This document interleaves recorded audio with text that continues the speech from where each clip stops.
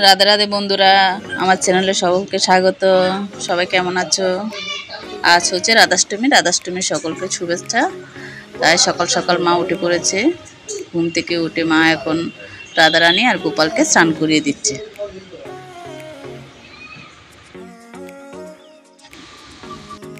মাকে বলেছি স্নান শেষ করে রাধারানী গোপালের স্নান শেষ করে বাসনঘরটা একটু গুছিয়ে দিতে, কেন ওদিকেও আমার রান্নাঘর অনেকটা কাজ রয়েছে।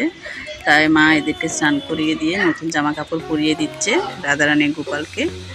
দেখো কি সুন্দর জামা হয়েছে রাধারানীর।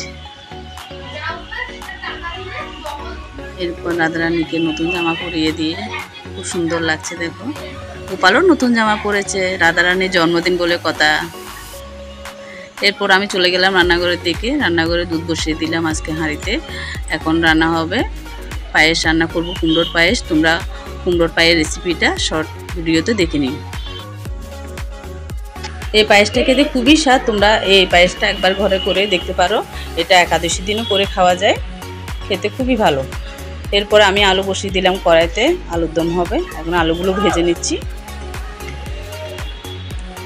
আলুর দম আমার প্রায় হয়ে এলো। এরপর আমি করব লুচি। আমি একটু তাড়াতাড়ি করছি, যেহেতু দুপুরবেলা 12টার মধ্যে ভোগ দিতে হবে। লুচি করা হয়ে গেলে আমি কয়েকটা মালপোয়া করে নিলাম ভোগের জন্য। মালপোয়া করার পরে এরপর চলে গেলাম পুজোর ঘরটায়। পুজোর ঘরে গিয়ে আমি অনেকটা এগুলো গুছিয়ে নিয়েছি, মা অনেকটা গুছিয়ে নিয়েছে। এরপরে গিয়ে আমি যেগুলো বাকি ছিল সেগুলো করে নিলাম। ফলগুলো মা কেটে রেখেছিল, ওগুলো আমি এখন একটু গুছিয়ে দিচ্ছি। আর ভিডিওটা আমি এখন নিজেই করছি, কারণ আজকে আমাকে হেল্প করার জন্য আমার ছেলে মেয়ে কেউ বাড়িতে নেই। এটা দুজনেই আজকে স্কুল ছিল, স্কুলে গেছে। তাই আমি মোবাইলটা একপাশে বসিয়ে রেখে ভিডিওটা করছি। কারণ আমি আজকে রাধাষ্টমীর দিন সারাদিন কী করলাম রাধারানীর জন্য, সেগুলো আমার বন্ধুদের সাথে শেয়ার করবো না, তা কি হয়? সেই জন্য আমি আমার মতন করে আমি চেষ্টা করলাম ভিডিওটা করার জন্য। কেমন হয়েছে সেটা কমেন্টে তোমরা জানাবে।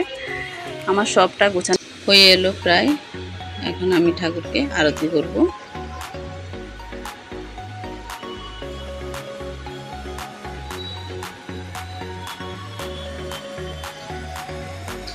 ঠাকুরের সামনে বসে থাকলে আলাদা না মনের মধ্যে একটা শান্তি অনুভূতি হয়।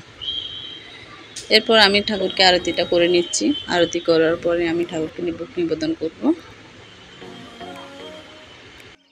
আমি আমার মতন করে আরতি করছি, ভগবানকে বলছি আর বলছি, ভগবান যদি কোনো ভুল ত্রুটি হয়ে থাকে তাহলে তুমি ক্ষমা দৃষ্টিতে দেখো, আর তোমার চরণ কমলে আমাকে একটু ঠাঁই দিও। রাধারানীর কাছে প্রার্থনা, খুব ইচ্ছা বৃন্দাবন দর্শনের। রাধারানী কৃপা না হলে নাকি বৃন্দাবন দর্শন হয় না।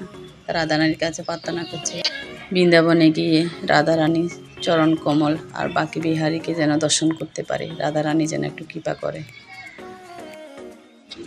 আমাদের অনেক ভক্তরা আছেন গোপালের জন্মাষ্টমীটা অনেক বড় করে ধুমধাম করে পালন করেন, কারণ গোপাল সবার ঘরে ঘরে থাকে। কিন্তু সেরকম রাধারানীর জন্মদিনটা কেউ বড় করে সেলিব্রেট করেন না, বা কেউ মনেই রাখে না কবে রাধাষ্টমী। ঠিক না? আমি সবার কথা বলছি না, যারা করে আর কি। কিন্তু আমাদের উচিত গোপালের সাথে সাথে রাধারানীর সেবা করা।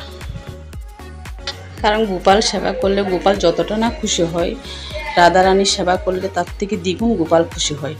কারণ আমরা সবসময় বলি কি, রাধা কৃষ্ণ, রাধা ছাড়া কৃষ্ণ অসম্পূর্ণ। তাই রাধাকে সেবা করলে কৃষ্ণকে সন্তুষ্ট করা যায়। তাই সবার উচিত রাধাষ্টমী ছোট্ট পরিসরে ঘরের পালন করা। সবার ঘরে তো আর রাধারানীর বিগ্রহ থাকে না। যাদের ঘরে বিগ্রহ নিয়ে যদি রাধা কৃষ্ণের ছবি থাকে, আপনারা ওখানে রাধাষ্টমী পালন পুজো দিতে পারেন, আপনারা ওখানে সেবা দিতে পারেন রাধা কৃষ্ণের।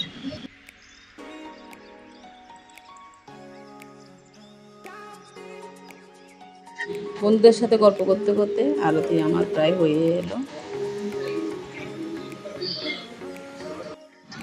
আমার ভিডিওটা যদি বন্ধুরা তোমাদের ভালো লেগে থাকে তাহলে লাইক, কমেন্ট, সাবস্ক্রাইব করে নেবে আমার চ্যানেলটা।